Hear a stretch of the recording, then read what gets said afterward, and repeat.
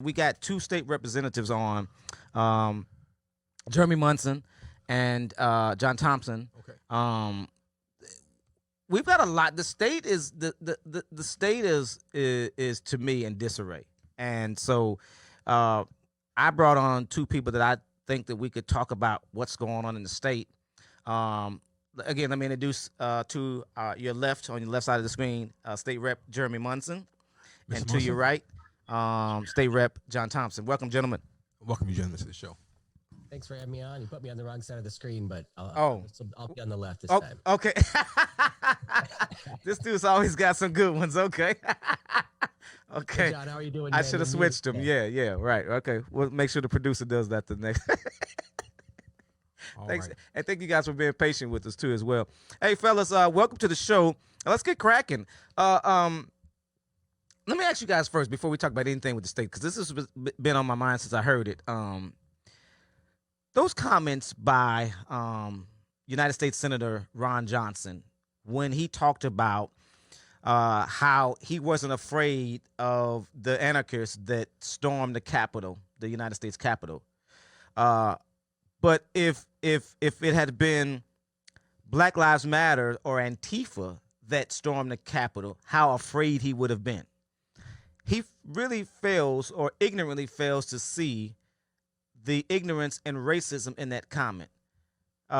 Jeremy, do you see anything wrong with what Ron Johnson said? Well, I mean, it certainly does sound like a terrible comment to make. I mean, if you shouldn't say that you're more scared of Antifa than people that are breaking into the Capitol. I don't know. I mean, I wasn't in DC, so I don't know the types of people coming in. But it's you should be fearful of people breaking down the doors wherever you are. So yeah, I think it would be in poor taste to say that. Rep Thompson. Hey, thank you for having me. Absolutely, it's our pleasure. Thank you also. We got a heavy hitter here with Representative Jeremy Munson. It's a pleasure to be on the screen with you too, brother Munson. Jamar, just to get right to your question, a lot of people, when I'm noticing this as not as a freshman legislator, but I'm also noticing this as a legislator. Period. A lot of people like say stuff, and it's theatrics. You know, it's to tap into their base or their people, and so a lot of people say these things without thinking.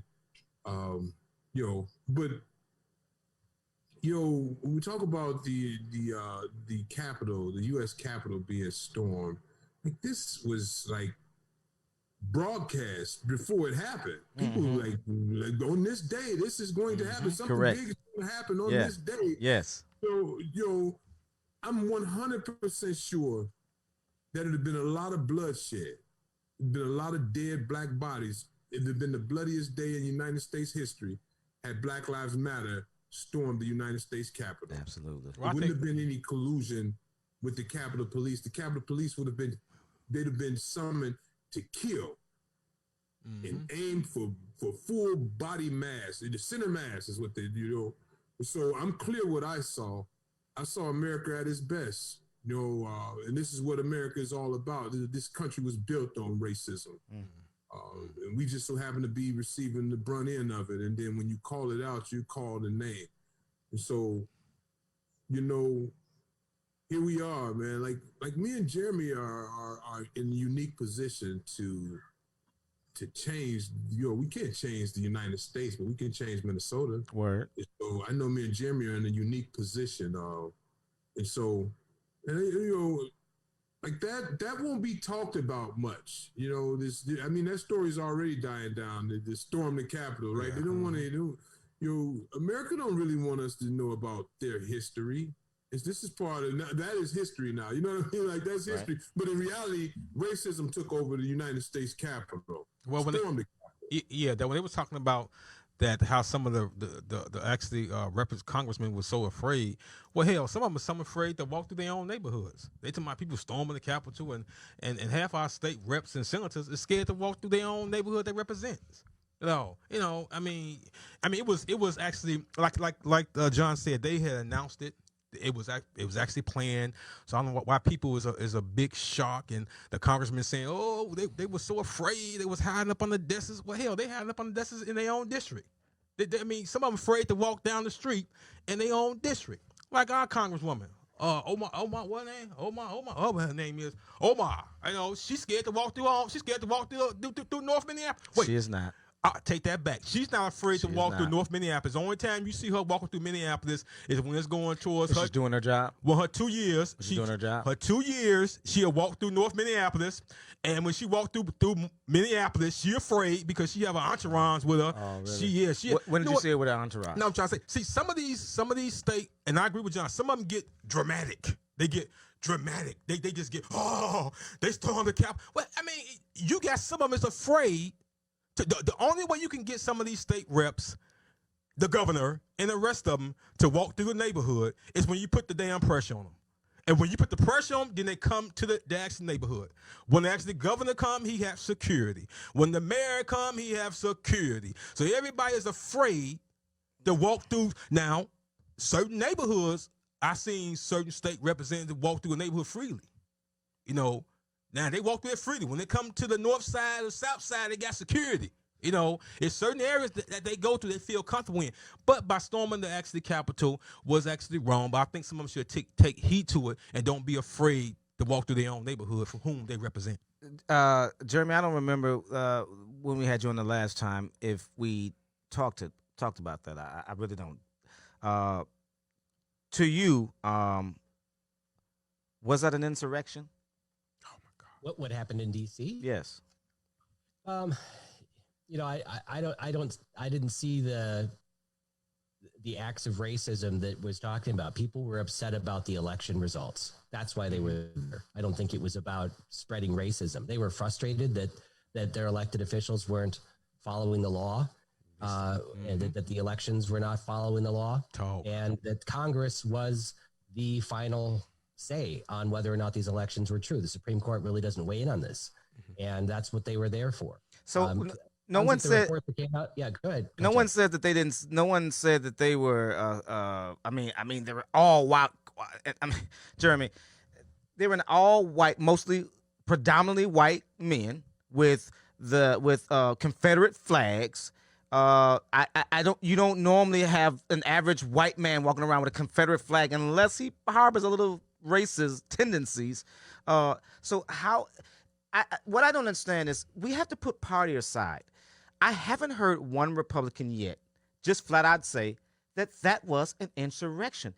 All you guys talk about is how the election laws, when there was nothing wrong with the election laws. When you give your what's Mark? Not Mark. What's the new? Secretary of State, Steve thank Simon? you. Thank you. When you give him the power. He didn't do anything illegal. And if he did, you should sue him if you think that what he did was illegal.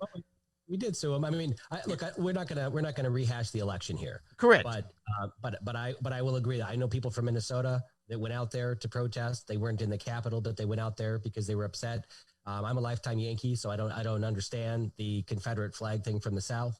But I didn't see people as that were storming the Capitol in D.C. as trying to be there because of a racist cause. They were upset about the election results. You damn Yankee. John, what do you think? Hey, I want to share something real quick, guys. If Okay. you can, I'm going to take this virtual background down. Give me 1 second. Okay. Hey, let me just do this. I just need to take this background down. None. That was in DC. Yeah. That right That's there. right. You see that That's image right. right there? That's right. It's the American flag. Yeah, You see No, the no, no, noose? no, no. You see the noose? I didn't see that. Yeah. He was at the United States Capitol. Well, he wasn't there to lynch. He wasn't there to lynch people of color. You're right, brother. And I'll give you that, brother Munson. I'll give you that. But the fact that they wanted to hang. Let me Go just ahead. ask this question. Go on. If perception is everything, what does that show you? If perception is everything, what's Good that question. show? Good It question. shows me that he knows that he should not be bringing handguns or firearms into the Capitol, which I don't think anybody did. Right? I don't think anybody brought guns in except for the police that were there. No, Jeremy, And did brought a you? news- Wait, Jeremy, did Oh, you yeah. not say that you didn't? Jeremy, you know that they were armed. That's what they say. Come on, y'all, stop that. Quit saying that. That's what they say. Y'all know that they were armed. That's then what. That's Stop it, John. Stop it. Come on now. Come on, bro. Don't do that. Y'all know that they were armed. Don't do that. Don't do that. Hey, Jeremy and Jamar, like, thank you. Like, I want to first of all say thank you, because we never get to have these conversations. We do not. I'm glad that we have this platform where me and Brother Jeremy can sit and have this conversation. But to be honest, even if he that probably was on his mind, like, you don't supposed to bring handguns, but the perception is everything. Like, that image right there is traumatizing. It's triggering. African Americans who know that their ancestors Really? were hung with that same knot in that rope right there. And that's what he was bringing. That's what he was showing. And that's flat out racism showing itself. Because I can't show up and I'm clear. Like, I watched the president clear out a whole driveway full of Black Lives Matter activists so he can go and stand in front of the black church and hold the Bible upside down. To hold the Bible upside down. That was moved. That crowd was moved very fast. Trump moved that crowd. But what you're telling me is that, like, because I catch hell for being an activist. Jeremy, I was an activist. My best friend was murdered by the St. Anthony police. And so I would show up, and talk about police-involved murders. I would show up anytime there was a police-involved murder here because I wanted to stop. And I show up to an officer's house who, by the way, is there for 20 years, has 56 complaints lodged against him over a 20-year span, 11 successful lawsuits, and we reward him by making him a lieutenant. I show up to his house, and I'm the worst activist on this earth. And so what you're telling me is if I show up to this man's house, I'm just condemned. I am a domestic terrorist, and all I brought was my voice. There was violence at the United States Capitol. I didn't incite any violence. I used my voice and went home. There was violence. There were people killed, and it was because someone thought that the election was rigged. Now, I've heard people say to me, John, as an activist, you can be like Martin Luther King. You can be like Malcolm X. You can do it like them, but they got shot in the face. They're all dead. They're all dead. And here I am right now in 2021 asking for some of the same things that these guys were fighting for. And I'm being called a domestic terrorist. And what you're saying to me is that wasn't an act of domestic terrorism at the United States Capitol? Rep Munson? Brother Jeremy, I respect you. And I know you know better than that. I respect you 100%. I know you know better than that. We haven't really had a chance to talk. And I definitely want to get coffee with you. Just know that I really want to sit down and have a real conversation with you, but also we have to work together. That's what this show does. We make friends, and that's why. No, seriously, that was one of the reasons why we bring you guys on. Because listen, I don't want to hold you guys too much longer. It's like we got a few more questions to rip through. But Rep Munson, can you answer that? Whether or not it was domestic terrorism, I mean, because a lot of you guys, because he's making the point of a lot of you Republicans here in the state attacked him for being a domestic terrorism for what he did in Hugo. So. And let's be honest, you put up an article, you put up a post about it as well. So I put up a comparison video showing what I said at the Capitol in St. Paul versus what John said in Hugo, because I was being called a domestic terrorist by people in the media. And so I just wanted to say, hey, this is freedom of speech. Correct. Right? We have an absolute freedom of speech that's protected. And hate speech and everything else is a protected speech. It is. And I agree. There's an attack on free speech. Yeah. Whether it's college campuses that are saying this little area over here is a free speech zone, that's wrong. We need to allow free speech, and we should root it out. Not everything is terroristic speech. It's protected speech, and political speech is extremely protected. I mean, that is sacred. That is sacred to our nation.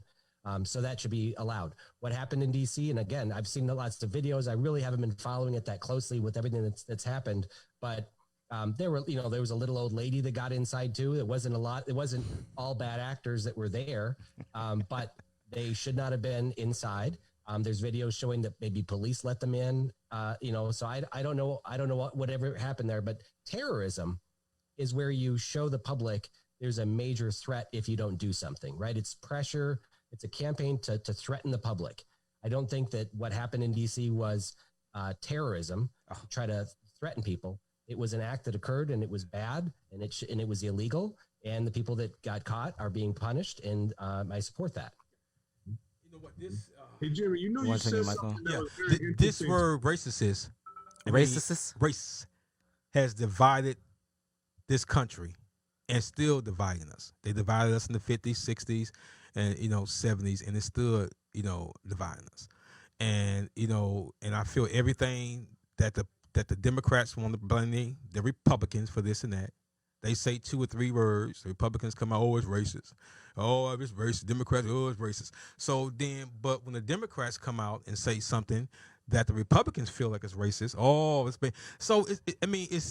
It's getting to the point where this word, black going against whites, blacks going against white. Now, like my kids, white folks ain't did nothing to my kids since they've been on this earth. You know what I'm trying to say? Since they've been up on Really? this earth. Yes. Your son is not in jeopardy as being a young black male. You know what? Huh? See, that's what it is. Does your son have to do anything? Does your son have to do anything walking down the street for him to be harassed by the police, John? Well, white folks walk down the street too. See, I didn't ask you that. Harassed by the police too. Really? How often does that occur? How often does that occur? It happens. Yeah, but okay. you don't hear about Yeah, it. see, You see, that's we teaching our young people about racists, about this one and that one and this one, and just actually teach them that we all are one group of actually people. And I don't want to hear that Pollyanna shit when you're a black man and you know better. Get out of here. Excuse me. We don't got all day. We don't got all day. As long as you got black folks going against people, it's a multi-billion-dollar We've got businesses. guests. We've got guests. That's how Al Sharpton got what he at. Excuse me. Jesse Jackson got what he want. Andrew Young. They all got what they wanted because of cause of black folks. Black folks. Al Sharpton. As long as you're killing black folks, he marching. Okay, Jesse Jackson. Where is he at now? Excuse me, Where we have black guests, folks are okay? doing We- good and we in don't the wanna- community. Yes. Where's Jesse Jackson, Al Sharpton, Let me and ask you the a rest of them? question. People Let me ask you doing a good in the question. community. Yes. How great are you doing as a black man? Me? Yeah. I'm doing great. Long as they don't mess with me. Okay. I stay in my saying lane. Excuse me. All right. Anyway, I don't want to hear that this Pollyanna shit that this man is talking about when he knows better. Excuse me. Excuse me. When you get black Republicans that live in the hood and know better speak about that come on this show especially. I've had 2. Listen. But you want to express listen. you want Because you want you to express live in your opinion. you live in a John. Yes. As a black man. As a black man. You know good and well that a black man doesn't have to do nothing to be harassed. And for you to sit there because we have guests on and to pretend that... I'm not pretending. Really? I'm not pretending at all. Okay, gentlemen, I'll get back to you guys. Okay, yes. We'll get back to you guys because this... See? Listen, See? so I've You got... want me to think like a Democrat. No, I want you to think like a black man. I That's think what like I a want you black to think. man. See, I I'm a think like- Democrat Yes, that you happens are. to be black. Yes, you You're are. a black man that I don't know, that I don't think that knows he's black. But you haven't stepped outside the box. That's Excuse all me? you was How do you know? Democrat. Okay. How do you know? Huh? Hey, can I Because say you are something? expressing yourself. Go ahead. I'm sorry. Hey, so we talk. I just heard this is what I'm hearing: Democrat, Republican, and those are 2 key things that I just heard. Right. Yes. Right. So, and I hear this a lot. Like our side, this side, our side wants this, and this side wants that. Right. Who has the people's side? You know what I mean? At the end of the day, we lose. The people lose. And I heard you also talk about legislators being able to go or walk these blocks. There's not a block in this state that I don't go to and I'm not able to walk through. Without security. No, With- but Without security. No, but- how often? no, how no. often, John? I'm sorry. Hey, Where's your we security all guard saw at? how well John handled himself in his own neighborhood. I saw that video. Yeah. You put the brakes on those reporters. I saw it. no, is that what I'm actually saying is that most politicians that you don't see, that's why some of our neighborhoods are run down, out of control. They disconnected with the community because you only see them once 4 years, or you will see them, serious, 2 years when people put the pressure on them. They'll walk the street. They'll knock on your door. They'll knock on your door and say, "Hi, I want you to be a delegate. I need your support." Okay, and then when you don't see them no more until the next 4 years, I mean, you know, then they write this long speech. Well, I support this, I support that. But deep down inside, do they have love for the community? Hell, walk down North Minneapolis. Do you see any type of love in the community? All the time. Walk down South Minneapolis. You see any type of love in the community? All the time. You should get out of the box. All right. Gentlemen, okay, right. here are the questions out because it's getting late. And this man's going to run his mouth all night. Ain't no love. The first question is this. The Philando Castile Act that John is sponsoring. Jeremy, a lot of Republicans are calling the bill racist. I mean, which is pretty ignorant, but they're calling it racist. Where do you come down at? Do you support the bill? Have you heard of the bill? I have not seen the bill come through. This is the End Racism Act. I'm assuming you're talking about, right, John? Correct. Okay. Look, this is in this year. I sit on the Health Committee and the Energy Committee, and I'm on the Redistricting Committee. Okay. But every bill we hear in the Health Committee and the Energy Committee has to do about race. Everything is about race this year. Every bill has, even energy bills, green energy bill. Why we have to put more green energy in communities of color because people of color are more impacted. Even though the coal-fired power plants are sitting out in the middle of North Dakota and they're not in the metro. But it seems like everything is about race. So I think we're on overload on talking about that. Are there things that we should be doing to shrink the achievement gap, the racial achievement gap in education? I think I'm open to having the conversation because what we've been doing lately hasn't helped and it's actually been growing it. And the shutdown we've had because of the coronavirus has, I think, expanded the racial achievement gap significantly. So there are some conversations that are good to have around race. I don't know how we can spend money to just end racism. But John, you got a 30-second pitch on the bill you want to give us? Okay, so this bill actually I never said, and here's the part that I want people to really like hammer down about me is I choose my words very carefully. You will never get another chance to say John Thompson said he would do anything.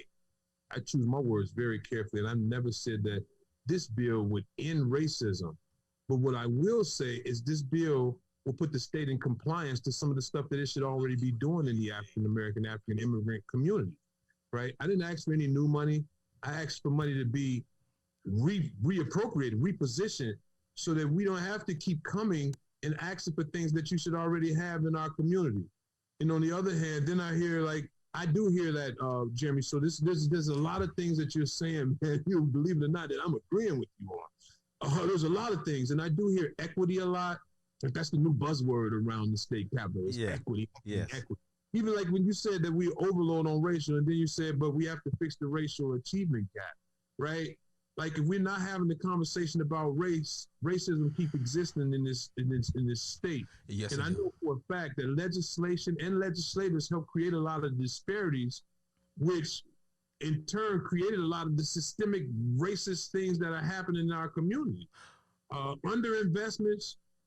Underinvestments in my community created the need for a lot of public safety. These brothers don't have a chance. But if you give them an opportunity to make $60,000, you don't have to worry about them carjacking or even being at the bar at night. That night out at the bar turns into a six-pack because I got to get up and go to work in the morning.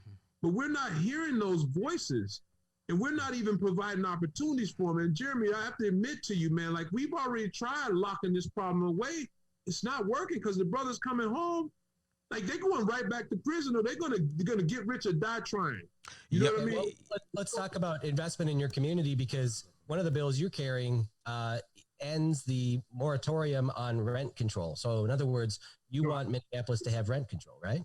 I don't want to end the moratorium on rent control yet. Because isn't that a bill that you're on? No, I'm not on the end the moratorium bill. That's not me. Okay, so you don't support ending the moratorium? No, you don't support capping rent for properties? Oh, you're talking about the rent control bill. Yeah, isn't that what I said? Okay, yeah, the rent control. You want to end the yeah. I am on board the rent control bill simply because my next door neighbor makes $1,400. She brings $720 home every 2 weeks. $720 some odd dollars. And her rent for a 3-bedroom is $1,400 a month. But you're not going to have people invest in your community and build rental housing if you're going to. No, I don't want them in my community building rental housing and saying that it's affordable housing and it's not affordable for the people who live in the community. So you're absolutely right. I don't want these new investors coming in my community and building these 2-bedroom, 3-bedroom, and under the guise that they're affordable housing, and then when they're finished building them, they're $1,700 a month for somebody who's bringing home $800 every 2 weeks. Now, so, like, I know, like, if I don't have these conversations, then people don't understand where I'm coming from. And then, like Jeremy, there are veterans here in this body who could actually help, but instead of like helping, they'll say, "Oh, John, this is stupid." No, let's work together. Like, that's what I'm proposing. Let's work together. And if it sounds, let's make it right, because the people who are really important to me, man. The people who are affected by the decisions we make are really important to me. Now, people can judge me as an activist all they want, but I'm no longer an activist. The reality is I am a Minnesota state representative. You certainly are. You're an activist with an election certificate, just like I'm a ticked off voter with an election certificate, and we can do a lot of good in St. Paul. So where Munson, and that's why I like it, because I think that you're cool. I think that you are a good dude, and that's so. Here's my next question. Again, I want to try to keep you guys from going over. And so instead of thinking that we're overloaded on racism, do you find, is there any common ground that you could find with John and this bill, or work on something else that does bring down the achievement gap, that closes the achievement gap, or that does something that is worthwhile? Because there's a lot of talk. There's always talk. There's too much damn talk. And if you think that there's racism that exists, and if you think that there's an achievement gap that is caused by racism, it is incumbent upon you. You're the elected state representative. What is there common ground that you could find with Rep. Thompson to do something about it? Well, I mean, on the education side, I think we should be focusing on closing the achievement gap for economic differences, right? Economic disparity. Poor kids aren't achieving as much as kids that come from wealthy families, or kids that have two parents in their household might be a factor. We could really focus on that. I don't think it has to be about race. I don't like groups coming into schools and separating kids by race, and then telling all the white kids that they're racist, and then telling all their black and Asian friends, your white friends are racist. They don't know it, and trying to like divide everybody by race. We've when I grew up, we worked so hard to not see race and just to treat everybody equally. And it seems like now we're less focused on equality, and everything is about equity, which is about guaranteeing equal outcomes, which is impossible. Yep. You know what? You have to be able to teach to, let kids excel and not just teach to the bottom. Uh-huh. And I think we have a lot of work to do with, I think there's stuff we can do without making everything about race. Yep. You know what? And but racism when I hear that kind of annoys the shit out of me, because you have to make it about race, Jeremy, because it is about race, Jeremy. It's what drives the achievement gap. It's what drives financial hardship in this state and in this country. So you can't just say, I mean, you might be overloaded, but I mean, you're a non-black man, so you don't go through what extenuating situations that I go through as a black man. So I think that go ahead. Don't you think there's kids of privilege, or that there's poor white kids? Absolutely. Absolutely. I know them. I work with them all the time. Absolutely. I mean, you know what? We shall overcome. Deep in my heart, I'm saying deep in my heart. Lord. Yeah, deep in my heart, I do believe we shall overcome. I think that our elected officials. I traveled to Hidden, Minnesota. I traveled to Duluth, Minnesota. I traveled to Cloquet, Minnesota. St. Cloud, Rochester, Minnesota. These rural Virginia, Minnesota. And I do know for a fact that, Jeremy, you're 100% right. Those are some things that we do have in common. And that's people that need our help. And there's poor people, be it white, black, Asian, Somali, or anything. Those people really need our help. And we have not been investing in those communities. As a matter of fact, we look over those communities for this richer upper class, and think that, when people come, like I would always come to the state capitol asking for stuff, and they give me 2 minutes to speak on an issue, in a hearing. 2 minutes to speak on the issue that's been going on for almost 40-some years. Yeah. Okay, Jerry. I've been a black man. Okay. Right? Okay. Yeah, Jerry. And Jeremy, I can't put Jeremy Munson or anybody in the back alley with me and my friends when the police officer pulls us over and tells us, get out of the car, put your hands on the car. Fine, they search us, but then they pull our pants down and they do cavity searches in the back of the alley. Yeah. I don't think Jeremy Munson's ever experienced that. No. Yeah. The officer Or your says sons. to me, young man, I can change the way you live your life for the next 10 years. Okay. Well. Okay. Okay. You know what? Is that that the police pull little white boys over to the Negro, and please. do casualty sex by them, but you don't hear about that. Stop. Okay, I want to ask you. I want to ask you both a question. How do y'all? Their lived experience, and just because I don't experience that, what Jeremy experienced and his constituents doesn't necessarily make it untrue. Okay, Right? So I won't brush his stuff off and say, "Oh no, that's bullshit." Jeremy, that doesn't happen. I won't say that ever. Okay, I want to ask you both a question. And that our lived experiences are true experiences, and that's the reason why we're here. And so when people say to me like, "Stop playing a race card," I say, "Well, stop dealing them." Okay, you know what? Stop dealing them. Yes. You know what? I want to ask you both a question about 38th Street. What do you think the city Open it up. should do about 38th Street? Open it up. Rep Munson. Munson. Open Yeah, I it mean, up. Thomas said, "Open it up." I don't think we should have any area of the city where police aren't allowed to go. Okay. Or that to just declare you're an autonomous zone. That's not good. It's not good for the people that live there, people that run businesses there, or even nearby. It's just a loud voice saying, "Don't come visit this area. Don't buy stuff at these stores." And I think it's bad. Yep, I agree with you 100%. And Rep Thompson. Rep Thompson and Mr. Thompson, you said we should open it up. I gotta hug my wife, y'all. Hold on. First lady. Yeah, you see, we should overcome. You see how the Democrats just step out? There you go, back in. Okay, all right. What do you think, Rep Thompson, about this? I think they should open that area back up. George Floyd Square, but keep it a roundabout, because this is gonna always be sacred land. But open that area back up. There's too many there's shootings going on in that area, man. And those businesses there deserve. It's hurt. Yeah, you're right. Businesses deserve to flourish. Yep. And close cup foods down. Hey, you know what? I'm going to say something. You, John, you guys both are doing a fantastic job representing the areas that you do represent. And and I'm going to say it again. The elected officials, Omar, Amy Klobuchar, whoever the state senator is, they need to be more visible in their areas. Neither one of those are state senators. Well, senators, whoever it is, congressmen. I'm saying the reason why our neighborhoods get the way it got right now, because you have elected officials didn't pay more attention to their neighborhoods. Then you got the newcomers coming along want to run and say they're gonna do this and they're gonna do that. Since I've been living in North Minneapolis, have nothing changed since I moved up here from Chicago in 19. Yes, it has. You didn't. You changed. You went from changed. a black man to Chicago to a black man and a white to a black man with a white man mentality. You have changed. I am a Republican. And Negro, please, you've changed. You know what? I'm so glad that I switched parties. Oh Lord. I put on. Yeah, we're glad too. I took off the red shoes.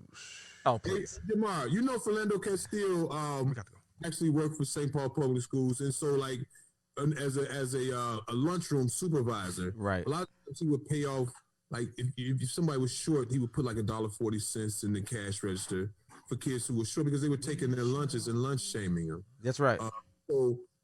Representative Munson, I definitely want to circle back with you because I do see that you have a bill with regard to food security. And so when you ask, is there something that we can work on together, Jamar, man, like don't get it twisted, man. This brother right here has bills that will help our community. Okay. So like, I'm for sure. So we made the theatrics and all this stuff that happens, but behind the scenes, there's a lot of negotiation going on. I just haven't had the opportunity to connect with Representative Munson, but I would love to work on you. I mean, not work on you, work with you. And work on you too. Get some of your ideas. Don't put the brakes on me, man. Mr. Munson. But you know what we can work on? See, John, I work with Aisha Gomez a little bit on some bills. Okay. And we call our little caucus the wingtips caucus, right? Like the far right and far left wing. Once in a while they touch, right? That's right. There's stuff we can agree on. The food security bill is about helping, immigrants start food businesses. Right now they're restricted in what they can sell. A lot of, entrepreneurs starting businesses. It's important. We agree on probably some licensing reform. You shouldn't have to have a permission slip from government every time you want to go to work for different jobs. Helping new people start businesses is really cool. There's some stuff we could probably agree on.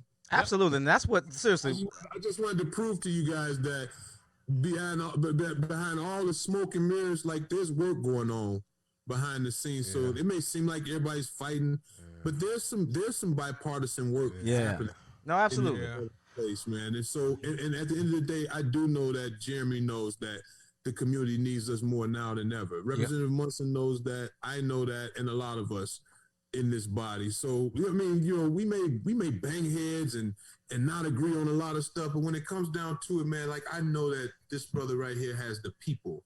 All right. You know what? We thank you both for being on. Our producers is telling us it's time for us to get up out of here. Hey, absolutely. Hey, I know, and that's what I was just going to say. Listen, we've got to have you guys on for a whole hour instead of at the bottom of the hour, because this was great, and there was some bipartisanship, and both of you guys are great reps, and we can work on things. And so I want to be a part of you guys being ebony and ivory, like Paul McCarthy, Michael Jackson. So Jeremy is a Republican. I got a song for you. At the end of this show, don't turn it off. Jeremy, hear my song. Just simply because he didn't know you were a Republican. I knew he Please was. Don't stop watching the show because he didn't know that. I told people I was coming on the Black Republican, Black Democrat show. Hey, I'm a Black Republican. Which one are you? I'm a Black Republican, Jerry. You got somebody. Okay. Dude, I love you. Listen, play our music. We gotta get out of here. We're going to give you 15 minutes of stand-up on the next show. That's what we're going to do, Jeremy. Jeremy? Hey, Jeremy Munson, I want to thank you very much because you're one of the coolest Republicans. You've got a lot of guts. You come on the show whenever I ask you. You have strong opinions, but you're flexible, and that's what, Rep. Thompson was saying, that's important.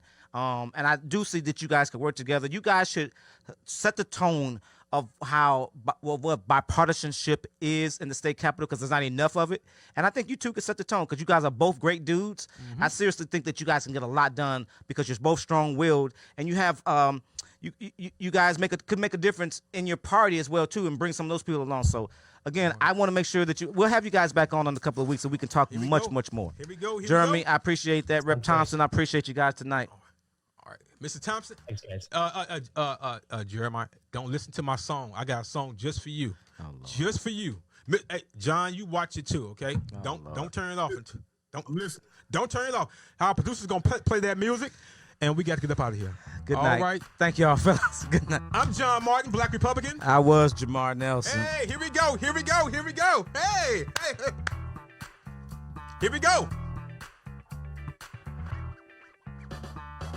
We got Jeremy and Miss Todd.